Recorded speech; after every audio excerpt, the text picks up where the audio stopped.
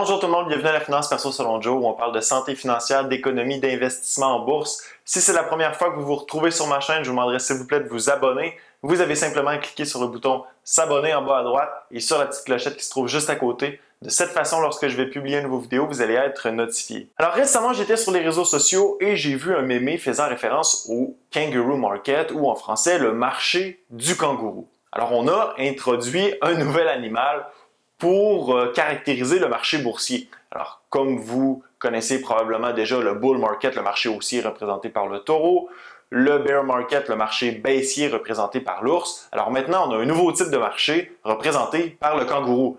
Je n'avais jamais entendu parler de ça et j'ai fait quelques recherches pour essayer de comprendre qu'est-ce qu'était le kangaroo market. Alors aujourd'hui, dans la vidéo, je vous présente qu'est-ce que le kangaroo market, combien de temps ça peut durer et comment on peut s'en sortir. Mais avant tout, je vais contextualiser le marché du kangourou en vous présentant ces deux acolytes, bien sûr, le bull market et le bear market. Alors, débutons à l'instant. Alors, le bull market, le marché haussier, pour ceux qui sont nouveaux sur la chaîne et qui n'ont aucune connaissance boursière, eh bien, le marché haussier, le bull market, c'est un marché qui est caractérisé par une hausse constante des cours à la bourse, donc autrement dit, une hausse du prix des actions. C'est aussi une période en bourse qui est caractérisée par l'optimisme, par l'anticipation de bons résultats dans le futur par les investisseurs. Et parallèlement à ça, on a évidemment une expansion économique. Donc l'accroissement de l'économie fait que le PIB est en hausse, le produit intérieur brut, ce qui fait que les profits des entreprises sont en hausse et donc, par pure logique, le prix des actions, lui, augmente. Bien sûr, je fais référence à quoi ici? Au ratio cours-bénéfice. Alors, si le bénéfice des entreprises augmente, eh bien, le prix des entreprises va augmenter aussi. La durée d'un bull market est variable. Au cours de l'histoire, on a eu des bull markets qui ont duré quelques mois, d'autres plusieurs années. D'ailleurs, on vient de sortir du plus long bull market de l'histoire des marchés boursiers. Un bull market qui aura duré 128 mois, donc plus de 11 ans. Qu'est-ce qui détermine la fin d'un bull market? Eh bien, c'est une chute sur les marchés boursiers qui représente plus de 20%. Alors, à ce moment-là, on entre en bear market. Alors, si je vous présente à l'écran un exemple de bull market, donc le dernier qu'on a connu, comme je viens de le mentionner, le plus long de l'histoire, eh bien, vous avez évidemment le bull market qui débute au creux du bear market précédent. Et puis là, on a un accroissement important des cours sur les marchés boursiers et la fin du bull market, c'est finalement le début du prochain bear market qui a débuté là, tout récemment d'ailleurs pour ce qui est de l'année 2020. Pourquoi on accole l'image du taureau au marché haussier? C'est pour faire référence à la façon dont le taureau attaque ses ennemis, c'est-à-dire qu'il charge avec ses cornes, lève sa tête bien haut dans les airs et propulse ses ennemis hors de vue. Alors, on a utilisé l'image du taureau pour représenter le marché haussier, qui évidemment est une courbe ou une ligne qui augmente là, de façon continue dans le temps. Maintenant, complètement à l'opposé, on a le marché baissier, le bear market, qui lui est caractérisé par une baisse constante du prix des actions sur plusieurs mois. Et cette baisse doit au minimum représenter 20% du prix des actions. C'est une période qui est caractérisée par le pessimisme, par la perte de confiance des investisseurs et par l'anticipation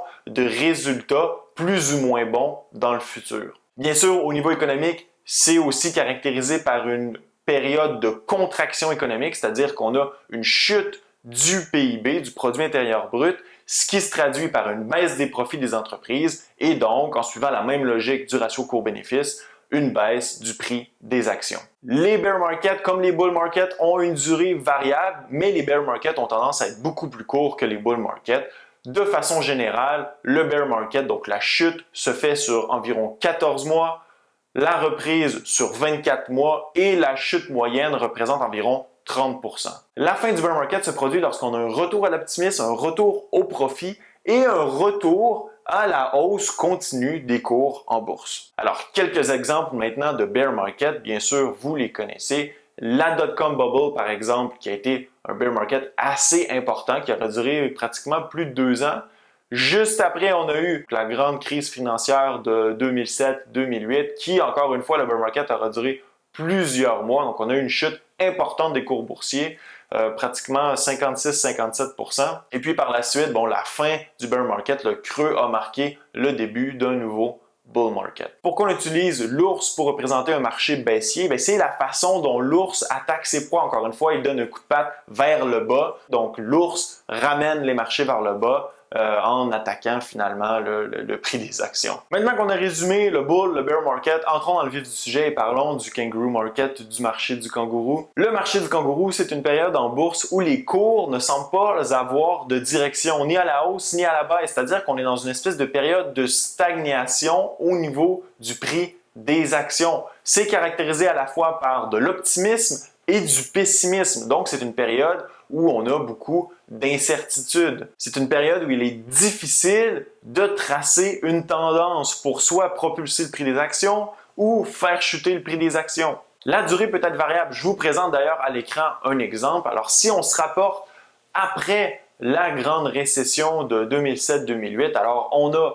le bear market et par la suite, on a une hausse dans les marchés et puis on a une stagnation. Pendant pratiquement 1 an et demi, 2 ans, on a une période où le marché boursier monte, baisse, remonte, baisse, rebaisse pour finalement faire du surplace pendant une période de temps plus ou moins longue. Alors si on se rapporte à notre situation actuelle, comme vous savez, dans les derniers mois, on a connu un bear market important, mais très court. La reprise semble se faire de façon assez rapide. Si on regarde ce qui s'est passé, on a eu une chute importante des actions, on a connu un creux qui semble jusqu'à maintenant être le point bas du bear market, et puis on a connu une hausse sur les marchés, mais depuis quelques mois, on semble faire du surplace. Donc, on a vraiment un niveau qui a été maintenu pendant 2 mois environ. Et puis là, on a une petite hausse. Et puis là, on semble retourner à la baisse, c'est-à-dire que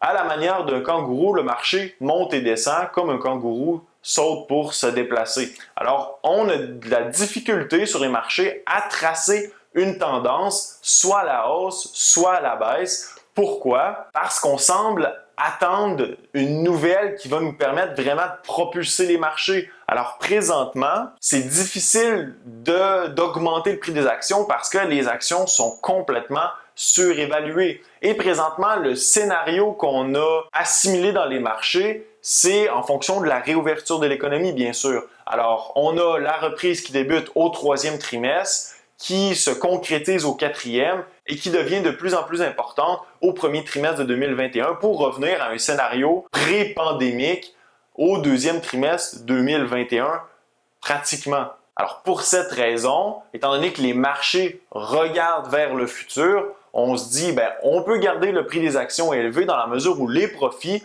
devraient être pratiquement les mêmes, donc les mêmes que 2019 en 2021. Or, ce scénario est mis à risque, notamment en raison des nouvelles informations qui commencent à entrer de jour en jour, de semaine en semaine, par rapport à l'état de la situation sanitaire.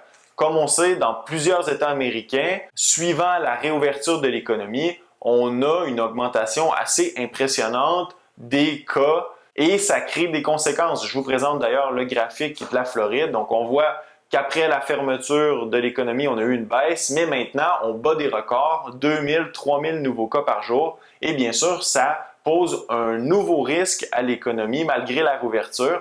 Par exemple, Apple a annoncé la refermeture de certains de ses magasins en Arizona et en Floride, si je ne me trompe pas. Ce qui veut dire que le scénario présentement anticipé par les marchés, donc réouverture et retour à la normale d'ici 2021 pourrait être mis à risque par cette deuxième vague ou cette augmentation de la première vague. Est-ce que ça pourrait amener les marchés à un retour à une tendance à la baisse? Mais ça me surprendrait beaucoup. Pourquoi? Parce que la Fed, donc la Réserve fédérale américaine, agit comme un frein d'urgence pour les marchés, donc pour empêcher les marchés de retourner dans une tendance baissière comme on a connu au mois de mars dernier. Comme on le sait, la Fed a pris des mesures sans précédent pour stabiliser les marchés, pour injecter des liquidités dans le marché, ce qui fait que les entreprises sont pratiquement protégées de la faillite. Du moins, c'est le cas pour les grandes entreprises américaines qui peuvent se qualifier comme émetteurs d'obligations de grade investissement, ce qui veut dire qu'elles peuvent se réendetter pour passer à travers la crise. Donc, la Fed agit comme une espèce de pont pour passer la période difficile. Par contre, ces mesures ont des limites et bien évidemment, si la situation ou le marasme continue dans l'économie pour une période plus longue qu'anticipée, c'est-à-dire que plus longue que le troisième, quatrième, premier trimestre de 2021, eh bien là, on pourrait voir un retour à une tendance baissière malgré le fait que la Fed est là pour intervenir parce que ses moyens sont limités et bien sûr, d'imprimer de l'argent, d'injecter des liquidités, ça a ses limites aussi. Alors, le marché du kangourou, on est en plein dedans, on semble en plein dedans. Est-ce que c'est vraiment ça? Est-ce qu'on est en train de dessiner une tendance présentement? C'est très, très, très difficile à dire. Parfois, on pense qu'on retourne à la baisse. Parfois, on pense qu'on retourne à la hausse. Donc, on voit que ça varie beaucoup. Alors, comme un kangourou, les marchés sautent, donc en haut, en bas. Et puis, bien sûr, à un certain moment, une tendance va se tracer, que ce soit à la hausse ou à la baisse, mais d'ici là, on est un peu dans l'incertitude et ça va prendre de nouvelles informations pour propulser le marché dans une direction ou dans une autre. Laissez-moi savoir ce que vous pensez du kangaroo market. Pensez-vous qu'on va rester dans le kangaroo market encore un bon moment ou si pour vous, vous pensez que c'est une complète fabulation et qu'on est présentement dans un bull market, on est de retour dans une tendance haussière. Laissez-moi savoir dans la zone commentaire. Ce fut un plaisir d'être avec vous. À la prochaine.